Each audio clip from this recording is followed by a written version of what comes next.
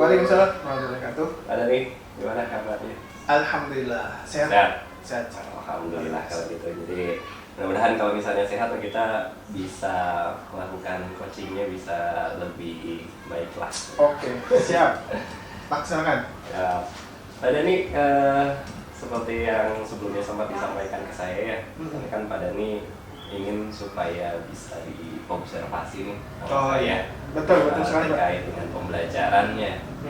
Saya juga mungkin sebelum melakukan observasi, saya ingin mengajukan beberapa pertanyaan. Oke, siap. Terutama karena saya mengambil mata pelajaran yang berbeda nih pada ini, walaupun sebenarnya sedikit banyak ada persamaan. Sedikit banyak itu ada persamaan karena informatika dengan matematika ya. Itu ada perhitungan juga sih. Oh, sama berarti ya. Jadi kurang lebih sama. Saya bisa sedikit masuk lah dari informatika ya. Betul. Jadi pada nih sebelum melaksanakan observasi saya ingin bertanya dulu beberapa hal. Yang pertama kita akan melaksanakan observasinya kira-kira di kelas berapa itu pada? Saya sudah coba menyiapkan materi dan kelas yang akan dijadikan observasi ya. Saya sudah menyiapkan materinya tentang analisis data. Analisis data. Kemudian kelasnya kita akan pakai kelas 10.3. Oh, berarti untuk observasinya di mata pelajaran informatika kelas 10 ya? 10.3. Oke, di materi analisis data. Oh, di matematika juga sebenarnya ada mirip-mirip ada tuh Pak, soal analisis data. Oke. Nah, untuk pembelajarannya sendiri, tujuan pembelajarannya yang sudah ditetapkan apa ya? Nanti saya observasi nih. Oke, untuk tujuan pembelajarannya sendiri sebenarnya ini masih dalam kaitan yang materi-materi yang sederhana ya, yang dasar banget gitu. Tujuan pembelajarannya salah satunya adalah siswa dapat membedakan jenis-jenis data. Jenis-jenis data, baik itu data numerik ataupun data seperti kan kalau dalam ini kan nantinya akan diarahkan ke pemrograman komputer ya. Kalau dalam pemrograman komputer itu setidaknya data itu dibagi dua, ada data numerik, ada juga data string. Jadi ada data angka, ada data teks.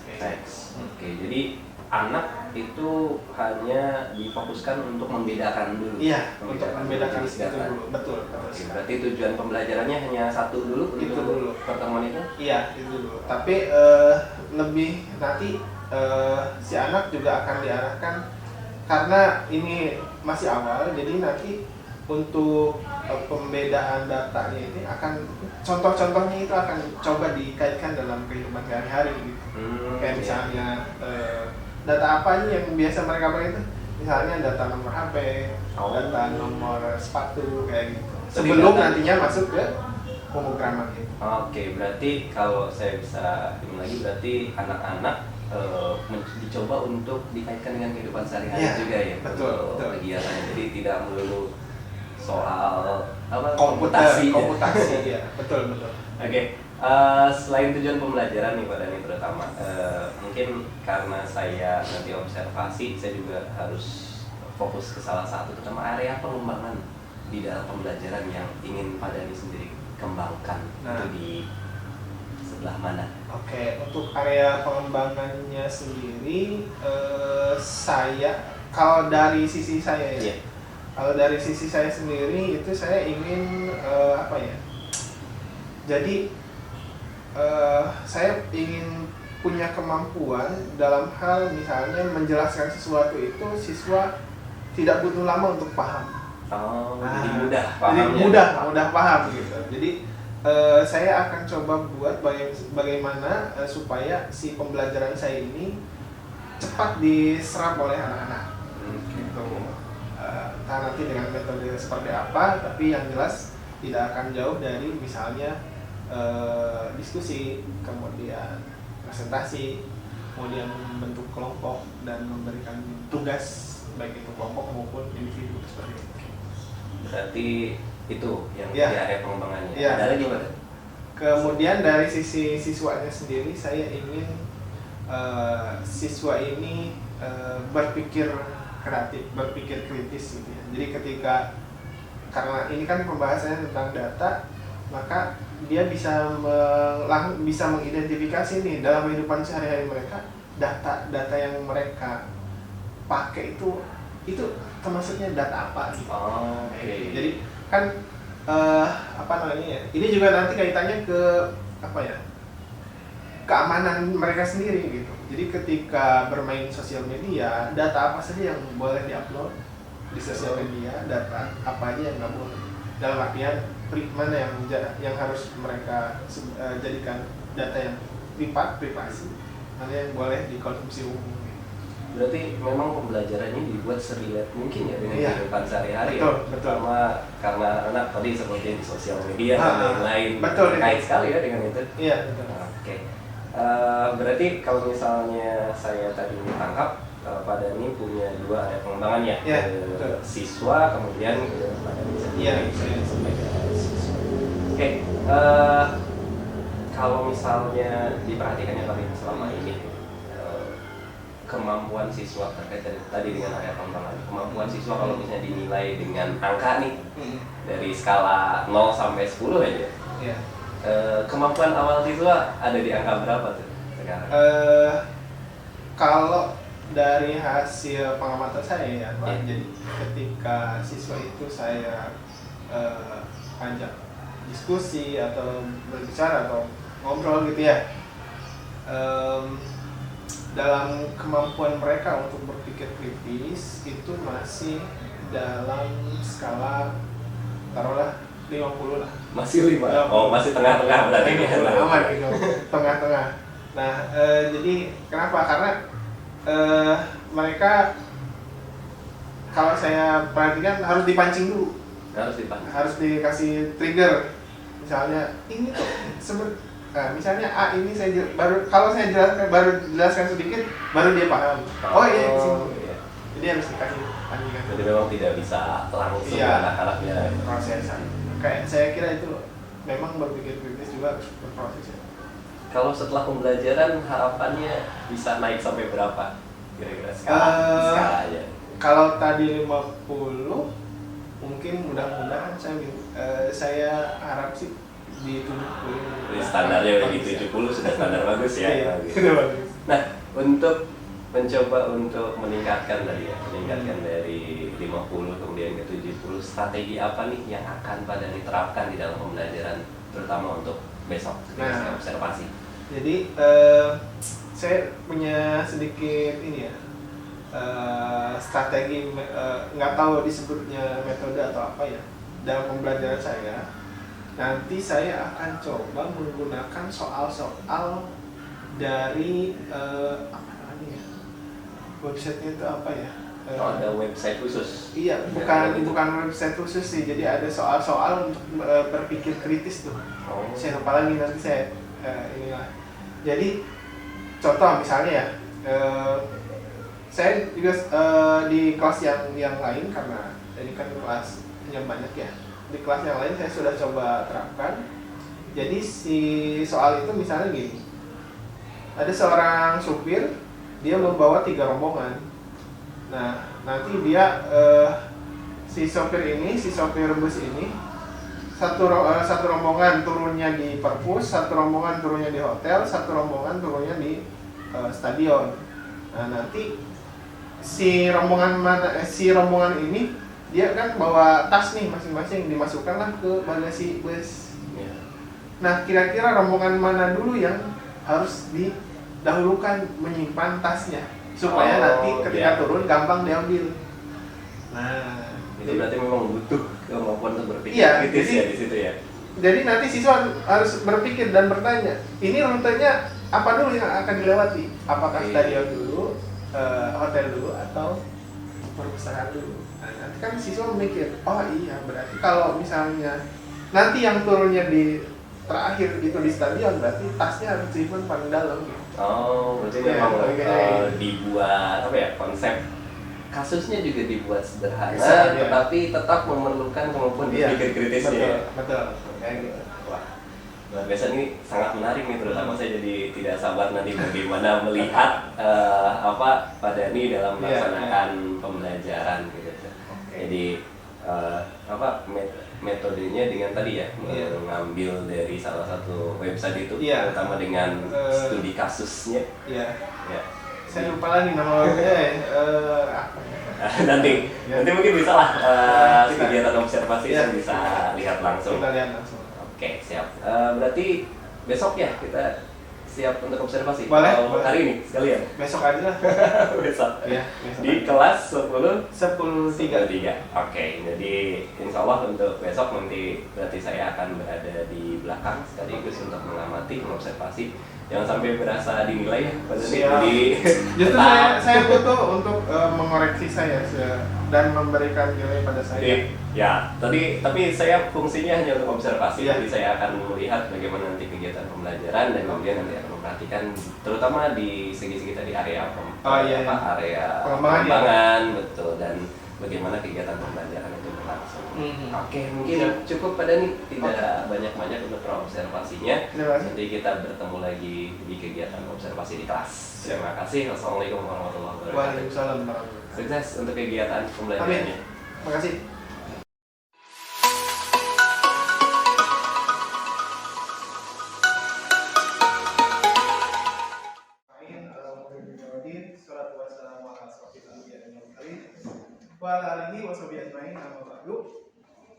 Anak-anakku yang Bapak cintai, yang Bapak sayang, walaupun cintanya mungkin bertemu sebelah tangan, kalian kurang cinta. Baik, pada kesempatan kali ini, alhamdulillah ya, sebelumnya kita patut bersyukur ya, karena di hari ini kita dapat berkumpul di sini, kemudian bisa ketemu teman-teman, bisa belajar ya. Alhamdulillah kita harus bersyukur itu ya. Baik, sebelumnya tapi Bapak ingin kalian coba KM mana? Di sekolah wakil. Jangan bikin seberang. Sebelumnya sebelum belajar marilah kita berdoa dimulai. Dulu siapa yang hadir hari ini? Banyak. Siapa aja? 10 orang. 10 orang. Kenapa? Sakit. Sakai. Siapa aja yang sakit? Bila. Terus Sylvia. Sylvia. Nah, analisis. Ya. Kita lihat coba. Nah, kamu sering dengar kata data? Sering ya? Sering banget kan? Data habis? Itu apa artinya? Habis kuota. Sekarang Bapak mau tanya, selain itu, kira-kira data itu, internet apa?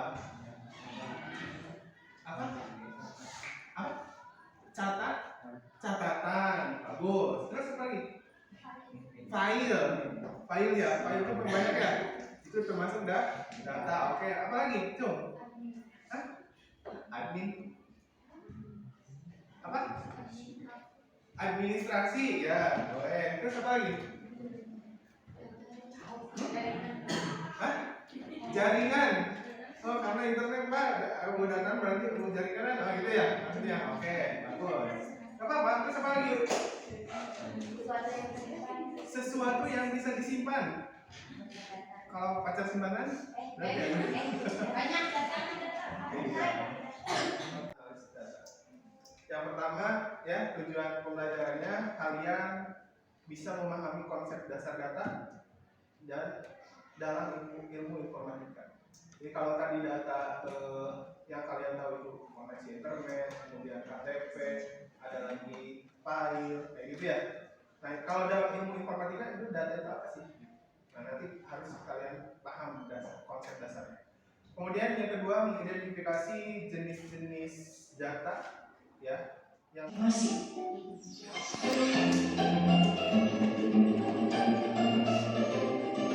Secara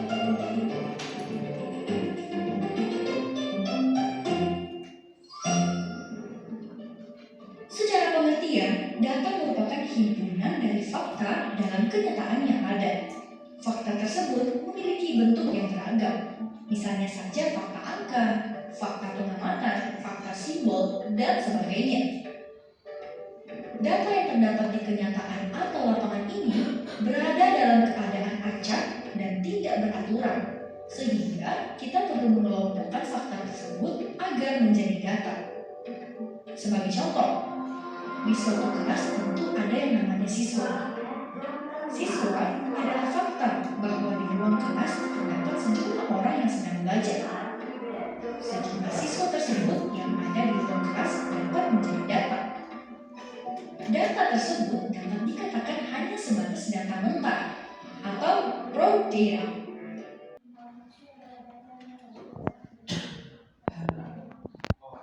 Informasi itu adalah data yang telah diolah sehingga data-data itu bisa bermakna. Jadi dengan melihat informasi itu, data itu ada gunanya. Nah, kalau tadi di terus nilai mata pelajaran, nilai per mata pelajaran kan ya. Nah, ketika tadi ada pertanyaan, mata pelajaran apakah yang menjadi mata pelajaran favorit di kelas ini? Matematika. Dari mana informasi itu didapat? Dari hasil mengumpulkan data. Data apa aja yang harus dikumpulkan untuk menjawab pertanyaan itu? Data nama siswa, data nilai siswa per mata pelajaran, kemudian data mata pelajaran. Kan banyak data yang dibutuhkan untuk hanya menentukan mata pelajaran apa yang menjadi mata pelajaran favorit, gitu ya. Nah, ini artinya kamu bisa memahami nggak? Kalau ternyata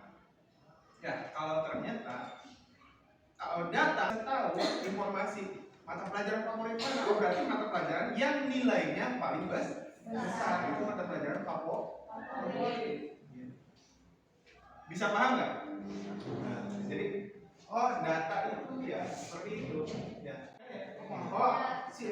Di grup ini Pak Dani nge-share hari ini tugas belum ada jadwal di luar gitu misalnya, itu kan data ya. Setelah melihat data itu, apa tindakan kamu? Mengerjakan tugas, ya misalnya ya, mengerjakan tugasnya ada tugasnya kan di mana ini. Nah itu data. Datanya ada berupa teks, ya kan? Nah, kalau teks itu biasanya aplikasi yang dipakai apa aja? WA, gitu ya. Terus apa lagi? Twitter, IG. Kalau IG apa? Kebanyakan datanya. Foto, video. Ya, terus aplikasi apa lagi yang biasa kamu lihat? TikTok. Datanya apa? Berupa video. Terus Facebook. Facebook apa? Biasanya kamu lihat? Ada foto, ada video, ada teksnya. Itu semua ada data. Ada yang bilang bahwa saat ini aplikasi penghasil data terbesar itu ya aplikasi sosial media. Kenapa? Karena kamu hampir tiap detik itu ada yang bikin status. Kita membedakan ya mana data kualitatif, mana data kualitatif. Nah sekarang coba Bapak pengen melihat ya sejauh mana pemahaman kamu sebagai latihan saja ya. Kamu tuliskan di buku. Ya, tuliskan di buku. Oh, si Bapak? Iya, profesi. Boleh. Sekarang di ke depan aja ya. Kualitatif.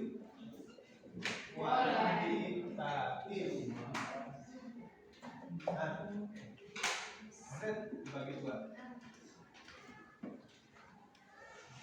lomba satu orang maju ke depan, isi salah satu.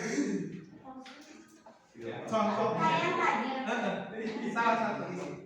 Misalnya saya mah kuantitatif. Misalnya ukuran nomor sepatu. Oh. Nama sepatu kualitatif atau kuantitatif? Kuantitatif. Nah, sekarang coba dari mana dulu nih?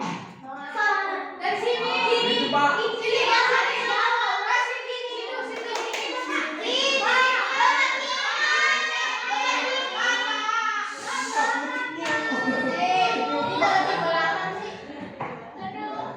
Ini udah siap tadi ya? Iya, ini dia.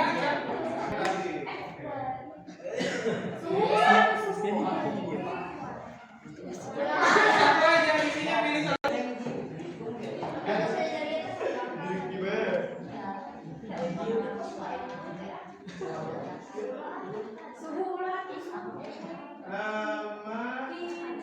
Nama orang tua.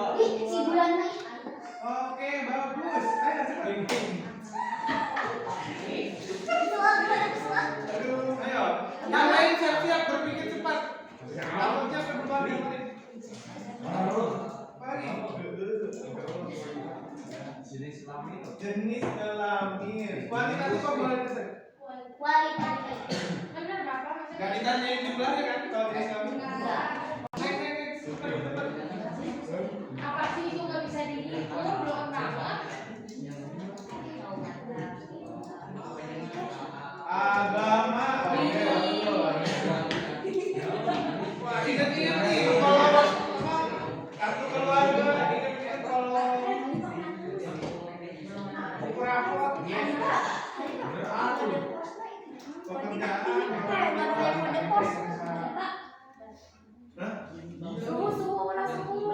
Aku susu. pokoknya siapa aja duluan. Aku kodok bos.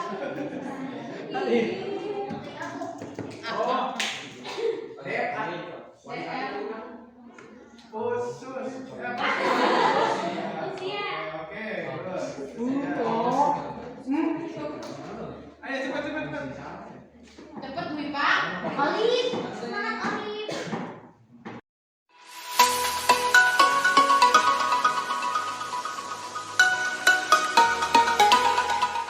Assalamualaikum Pak Dani.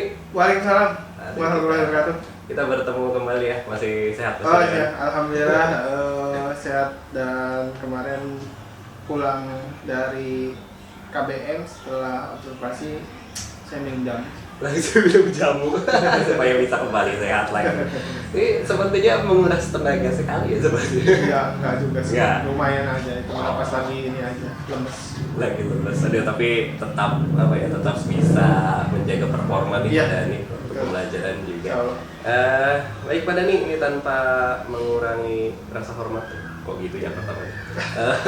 Supaya mengefektifkan waktu Pak Dani, mungkin terkait dengan kegiatan pembelajaran kemarin yang sudah saya observasi, saya izin menyampaikan beberapa hal Ya, terkait dengan observasi kemarin. baik. Jadi saya tunggu. Ya, untuk pertanyaan pertama mungkin Pak Dani ya. Ya, Ini saya harus ini dulu dari Pak Dani dulu. Bagaimana dengan pembelajaran kemarin nih? Refleksi sendiri dari Pak Dani. Sudah sesuai dengan ekspektasi kah, sesuai dengan rencana kah, atau bagaimana? Iya, dalam penilaian diri saya sendiri ya Mbak. Jadi ketika kemarin itu pas pembelajaran di 10.3, kalau saya sendiri sih menilai diri saya sendiri ya overall good lah. Oke. Karena apa? Karena pas KBM di sana, alhamdulillah siswa itu entah mungkin sedang good mood gitu ya. Sebagian besar aktif gitu. Jadi ketika saya suruh maju pun untuk mengisi, kan Bapak lihat sendiri ya, ada Iya. kolom data numerik dan ada kolom data string kayak gitu. Jadi siswa disuruh maju satu-satu dan menyebutkan mana yang termasuk data itu mereka antusias gitu, luar biasa.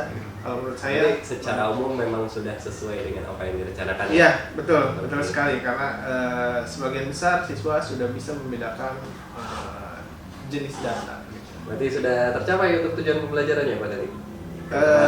Insya kan Allah. tujuan pembelajarannya membedakan jenis Iya. data ya? Iya, membedakan jenis data. Alhamdulillah, insya Allah itu kalau saya sendiri menilai sudah tercapai. Kalau kemarin sempat analisis anak ada di sekitaran kemampuannya di sekitaran 50 tuh. Nah, kalau misalnya di akhir pembelajaran itu sudah berapa? Nah, kalau kemarin sebenarnya saya juga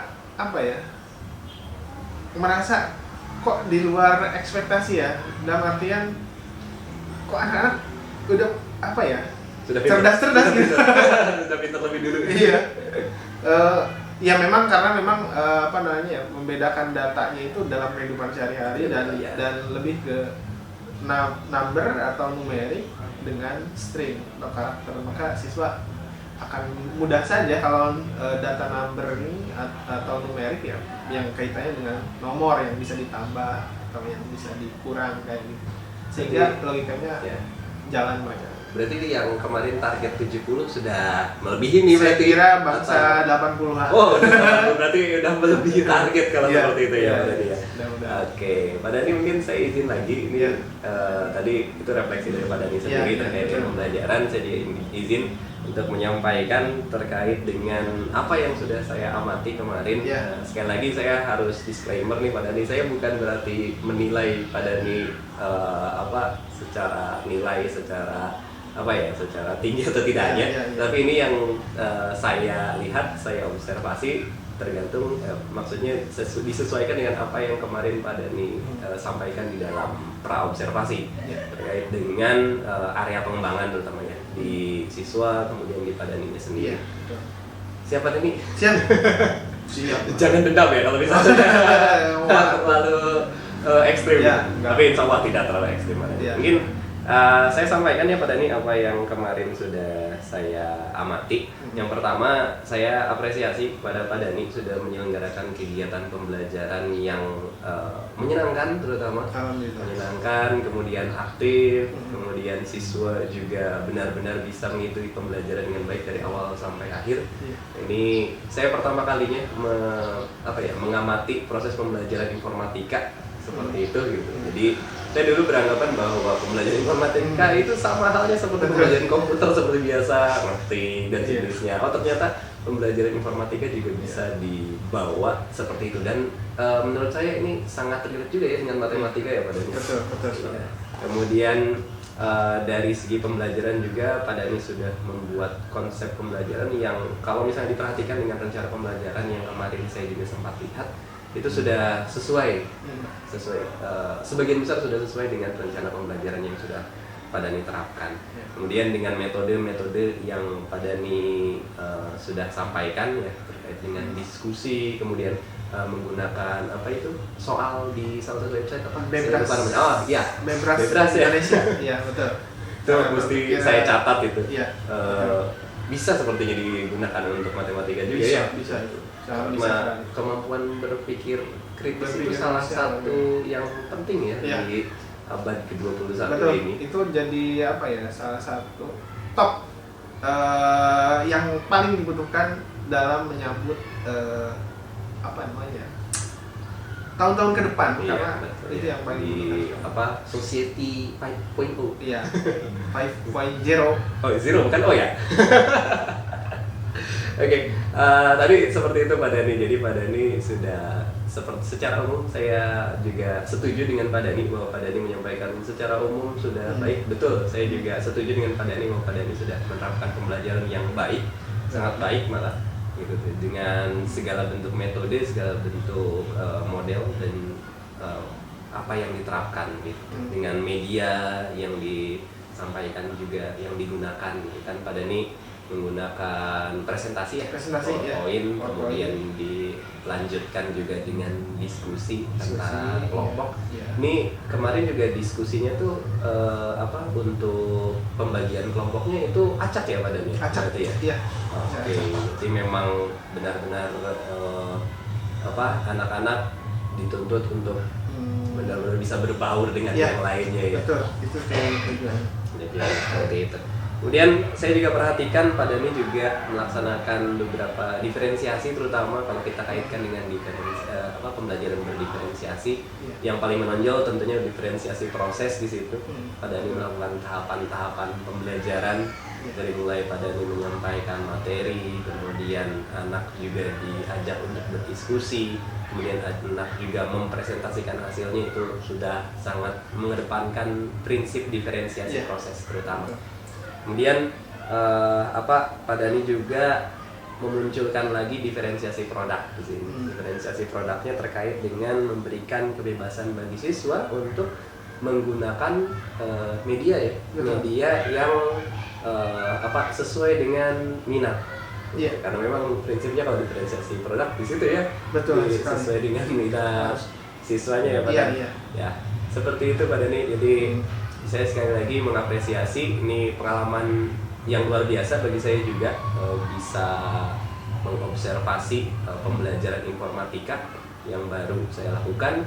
Ini juga bisa menjadi inspirasi tentunya Pak Dhani buat saya. Gitu. Tadi juga Pak Dhani sudah mengatakan pembelajarannya berlangsung dengan tidak sesuai ekspektasi awalnya ya. Jadi tadinya dikira anaknya tidak begitu, ternyata anak-anak lebih cerdas. Kelas 10-3 kan. 10-3 ya. Ini kelas terakhir berarti ya untuk yang materi ini ya. Iya. Kalau kelas yang lain sudah Udah. selesai dengan materi ini. Betul. Tapi 10-3 di luar ekspektasi. Mungkin banyaklah faktor-faktor yang mungkin Pak Dhani bisa tentukan di situ. Betul. Kemudian Pak Dhani, mungkin itu yang terkait dengan hasil observasi saya. Jadi secara umum memang sudah bagus. Tidak ada evaluasi yang cukup serius lah bagi saya. Jadi semuanya sudah berlangsung dengan sesuai rencana. Mungkin ada satu lagi Pak Dhani, pertanyaan terakhir ini terkait dengan rencana tindak lanjut. Ya, setelah pembelajaran ini apakah mungkin ada yang perlu ditingkatkan menurut Pak Dhani sendiri ya? Di apa yang perlu ditingkatkan kah, atau ada yang perlu diubah untuk pembelajaran ke depan? Ya. Untuk tindak lanjut sendiri, memang gini Pak, saya merasa masih ada kekurangan, masih ada kekurangan dalam hal menyajikan materi dalam PowerPoint itu Pak. Dalam PowerPoint ini saya merasa masih kurang greget gitu ya Pak. Masih kurang greget, kemudian masih kurang dalam artian siswa ketika melihatnya itu jadi lebih tertarik gitu Pak. Nah, itu aja sih dalam segi media pembelajaran lah. Ya, berarti fokusnya lebih ke meningkatkan medianya supaya lebih menarik dan siswa lebih antusias lagi. Kemarin saja sudah antusias, kalau ditingkatkan lagi lebih antusias lagi ya. Seperti itu Pak. Jadi kemarin itu memang siswa saya pikir lebih ke ada sesuatu yang di dalam pikirannya itu yang istilahnya menggeliat-geliat pengen jawab gitu, karena mereka tahu jawabannya gitu.